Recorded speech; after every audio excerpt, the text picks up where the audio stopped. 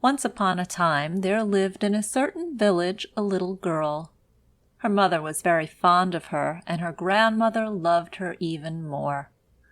This good old woman made for her a red cloak, which suited the child so well that ever after she was called Little Red Riding Hood. One day her mother made some cakes, and said to Little Red Riding Hood, "Go, my dear, and see how grandmother does, for I hear that she has been very ill. Carry her a cake and a little pot of butter." Little Red Riding Hood set out at once to go to her grandmother, who lived in another village. As she was going through the wood, she met a large wolf. He had a very great mind to eat her up, but he dared not, for there were some wood choppers near by. So he asked her, "Where are you going, little girl?" The poor child did not know that it was dangerous to stop and talk with the wolf, and she said, "I am going to see my grandmother, and carry her a cake and a little pot of butter from my mother." "Does she live far off?" asked the wolf. "Oh, yes, it is beyond that mill, at the first house in the village." "Well," said the wolf, "I will go and see her too. I will go this way. Do you go that, and we will see who will be there soonest."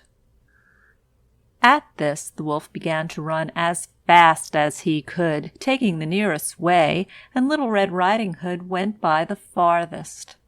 She stopped often to chase a butterfly or pluck a flower, and so she was a good while on the way. The wolf was soon at the old woman's house and knocked at the door. Tap, tap. "Who's there?" "Your grandchild, Little Red Riding Hood," replied the wolf, changing his voice. "I have brought you a cake and a pot of butter from mother." The good grandmother, who was ill in bed, called out, "Pull the string and the latch will go up." The wolf pulled the string, and the latch went up, the door opened, and he jumped in, and fell upon the old woman and ate her up in less than no time, for he had not tasted food for 3 days. He then shut the door and got into the grandmother's bed. By and by Little Red Riding Hood came and knocked at the door. Tap, tap. "Who is there?" Little Red Riding Hood heard the big voice of the wolf, and at first she was afraid. Then she thought her grandmother must have a bad cold, so she answered, "Little Red Riding Hood, I have brought you a cake and a pot of butter from mother." The wolf softened his voice as much as he could, and called out, "Pull the string and the latch will go up." Little Red Riding Hood pulled the string, and the latch went up, and the door opened.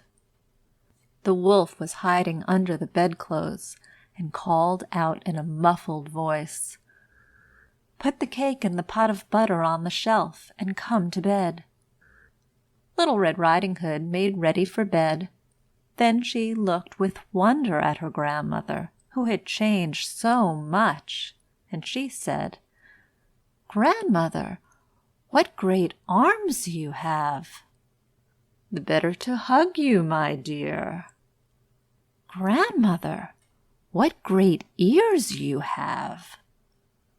"The better to hear you, my dear." "Grandmother, what great eyes you have!"